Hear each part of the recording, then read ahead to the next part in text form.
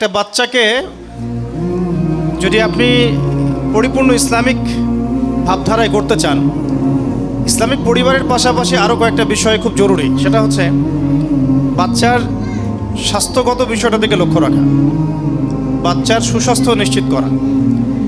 আমরা এই বিষয়টাতে এত বেশি গাফেল যে আমরা আমাদের বাচ্চাদের হাতে এখন কিছু বিষ উঠাই দিচ্ছি খাবারের মাধ্যমে, এবং এই খাবারগুলো তারা মোটামুটি 10-15 বছর ধরে খাচ্ছে।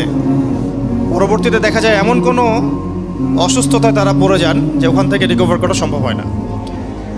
আর যদি আপনি পূর্বসূরিদের দিকে তাকান তাহলে দেখবেন যে তাদের বাচ্চাদেরকে তারা এমন জায়গায় গড়ে তুলতেন যেটা একটু গ্রাম্য পরিবেশ হতো, একটু মাটির সাথে মিশতে দিতেন, প্রকৃতির সাথে মিশতে দিতেন, খাবারটা খুব প্রাকৃতিক খাবার দিতেন, ভাষাটা শেখাতেন খুব বিশুদ্ধ।